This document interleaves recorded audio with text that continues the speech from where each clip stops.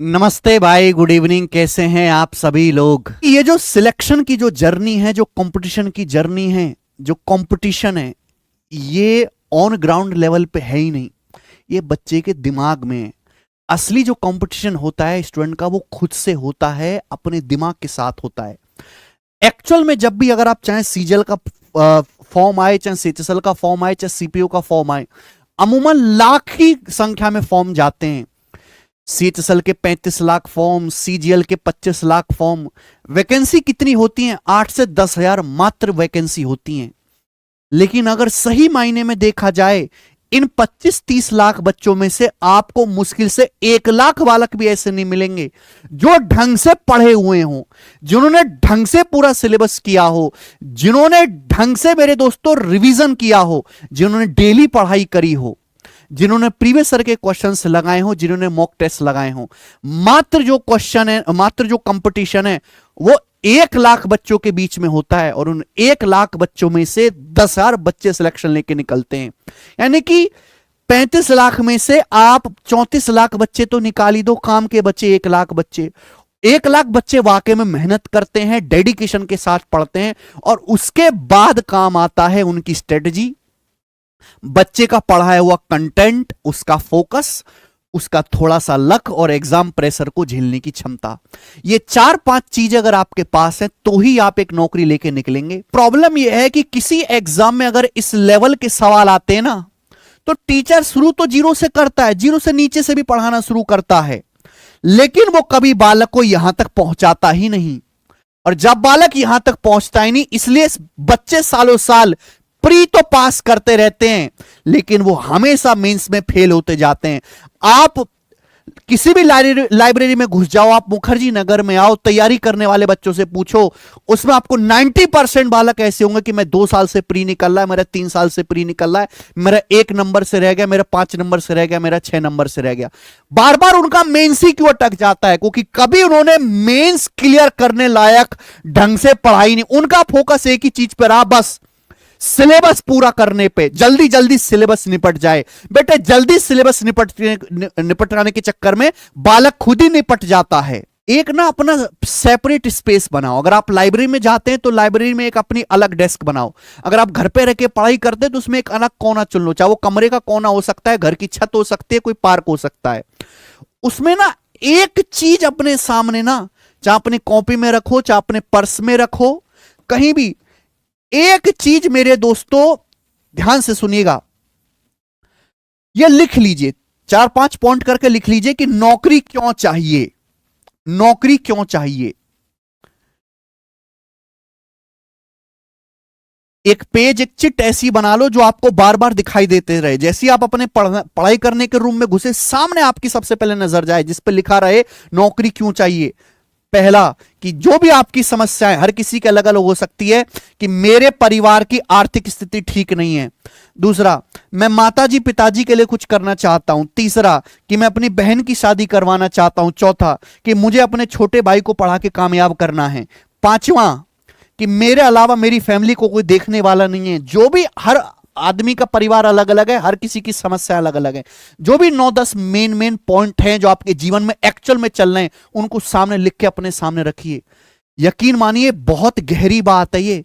जब वो 24 घंटे में से आपको बार बार दिखाई देगा, बार बार, कि आप एंटर के सामने आपको दिखाई दे रहा है कि फोकस मुझे नौकरी क्यों चाहिए, वो आपको हमेशा मोटिवेट करता रहेगा पढ़ाई करते रहने के लिए। मैंने भी ऐसा किया है भाई। ये चीज आप जरूर करें लंबे टाइम तक डेडिकेट रहने के लिए। ठीक है मेरे दोस्त। दूसरी बात कि बच्चों को मेरे दोस्तों एक समस्या बहुत आती है नींद की, कि बच्चे सोते बहुत है। जवानी में ना बड़ी अच्छी नींद आती है। पहली बात, दोपहर में सोना बंद करिए, दिन में सोना बंद करिए। दिन में कतई नहीं सोना है। अगर आप दिन में 30 मिनट, 40 मिनट, आधे घंटे, 1 घंटे के लिए सोते हैं तो एक्चुअली वो सर में दर्द कर देता है। अगर आप दिन में सोते हैं तो 1.5 घंटे की नींद लीजिए। 1.5 घंटे में आदमी का शरीर पूरा नींद की स्टेज पे पहुंचता है, तब उसका दिमाग खुलता है। नींद 7 से 8 घंटे, 7 से 8 घंटे की आपको नींद लेनी है, ना इससे कम ना इससे ज्यादा है। और मैं सही मायने में बताऊं कि ऑन एन एवरेज एक बच्चे को पर डे, प्रतिदिन 8 से 12 घंटे की पढ़ाई करनी है। 8 से 12 घंटे की। बच्चे पूछते हैं ना कि सर हमें कितना पढ़ना चाहिए? कम से कम अगर आपका टारगेट है एसएससी सीजीएल और आपका टारगेट है कि मुझे 1 साल के अंदर निकालना है, क्योंकि पूरा प्रोसेस लगभग 1 साल में होता है, प्रतिदिन 8 से 12 घंटे की पढ़ाई चाहिए पर डे। तो मौज तो कतई लेनी नहीं है, बस हाँ इतना इतना आपको माइंड का एंटरटेनमेंट कर लेना है कि टेंशन ना हो, स्ट्रेस ना हो, है ना। एंटरटेनमेंट के लिए एंटरटेनमेंट नहीं करना, स्ट्रेस ना हो जाए पढ़ाई करते करते, उससे बचने के लिए थोड़ा बहुत एंटरटेनमेंट करना है। बात आई समझ में? हर एक चैप्टर खत्म हो जाने के बाद, जैसे परसेंटेज खत्म हुआ, आप रैंडम ऐसा नहीं कि सीक्वेंस वाइज, रैंडमली कोई भी 50 सवाल उठाओ, रैंडमली कोई भी 50 सवाल उठाओ पूरे चैप्टर से और उन 50 सवालों को सॉल्व करो। केवल उन्हीं 50 सवालों को सॉल्व करो। अगर आप 50 में से 46-47 सवाल कर पा रहे हैं तो इसका मतलब आपकी तैयारी बिल्कुल सही दिशा में जा रही है। यह करना है। उसके बाद उससे आपको अंदाजा लग जाएगा कि प्रीवियस ईयर में सवाल कैसे आ रहे हैं। जिस दिन आपका सिलेबस 60% खत्म होने लग जाए कि भाई मेरा सिलेबस जो है लगभग 60% हो गया, मैंने अर्थमेटिक के भी 5-7 चैप्टर कर लिए, मैंने एडवांस के भी 2-3 चैप्टर कर लिए और मेरा सिलेबस आधे से ज्यादा हो चुका है, उस दिन से मॉक टेस्ट स्टार्ट कर दो। मॉक टेस्ट, लेकिन मॉक टेस्ट आपको लगाने हैं प्रीवियस ईयर के, पीवाईक्यू के मॉक टेस्ट लगाओ। पीवाईक्यू बुक से प्रैक्टिस करने की बजाय, पीडीएफ से प्रैक्टिस करने की बजाय, बालक ये समझ ही नहीं पाता कि पीवाईक्यू मॉक टेस्ट से करे। भाई वो मॉक टेस्ट से प्रीवियस ईयर क्वेश्चन की प्रैक्टिस करे। डबल फायदे होते हैं। डबल फायदे कैसे? पहले तो ये एक्चुअल एग्जाम वाली आपको फील आएगी, एक्चुअल एग्जाम वाली फील आएगी कि भैया एक्चुअल एग्जाम जैसे मैं दे रहा हूं। दूसरा मेरे दोस्तों कि कंप्लीट रिवीजन होगा सब्जेक्ट का, कंप्लीट रिवीजन। और ऐसा नहीं है मेरे दोस्तों कि मॉक टेस्ट जो है वो केवल आपको दे के अपना स्कोर चेक करके बात खत्म हो गई। हर मॉक टेस्ट देने के बाद आपको उसकी एनालिसिस भी करनी है।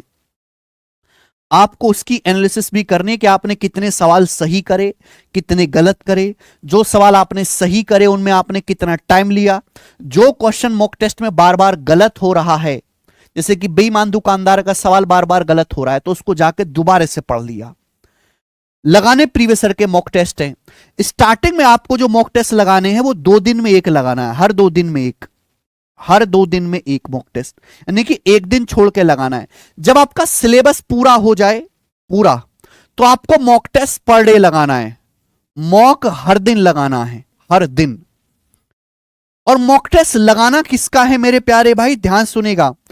जिस भी एग्जाम की आप तैयारी कर रहे हो केवल उसी एग्जाम का मॉक टेस्ट लगाना है। अगर आप सीजीएल की तैयारी कर रहे हो कि भैया मेरा प्राइम टारगेट सीजीएल है, तो सीजीएल के मॉक टेस्ट लगाओ।